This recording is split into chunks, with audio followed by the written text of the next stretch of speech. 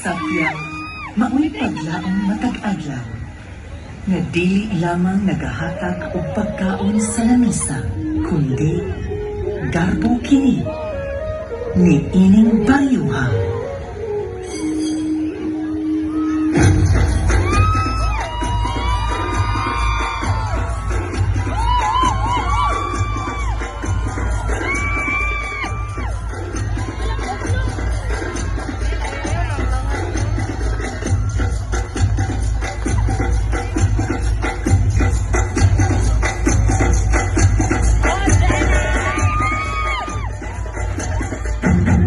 Muli na ko!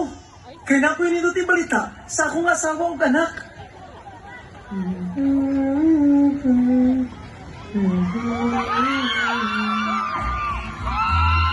Langka, kay balo ba ka na mas nidaghan na ang mga isda, lambay, lato, pansa ug mga kinason dili sa atong baryo. Maong maghimo ko ron dagkong ang mga pungkot o mga dagkong ang mga sapyaw aron daghang tagpakuha. Hala, mga palangga, dili na kita magutong ano. Sige, sige, lihok na dira. Itabangan ikaw himo. Ma, pa, naroon ka ba mga kakulay ng mga isda? Tambay, nato, pansa, ikinason. Magisag usa-usa namin na, mabusog naman ta. Sayang kaayo gud na. Iti, kuhaw na lang nato tanan. Pa, inigugma, naragya po na silas diyas dagat, ug sa umaabot nga adlaw, kay ihatag ya po na sa Ginoo. Ug dapat, ato po na ibayin-bayin sa ugan na malangka. Ug kung kuhaw na ito ang tanan, basin, ugma, di na tatagaan. Kay, hakot kasgasa, na giatag sa itong kinayahan. Maugid na. Sa tugod ka na. Salamat sa paghimangon na mo na ha. Nga dili tanan nga naabiya ang puno o kuhaon. Busa, ihatag ko nato sa uban. Sakto rasad nga mabuhi ta, ug sakto rasad nga mabusog ta.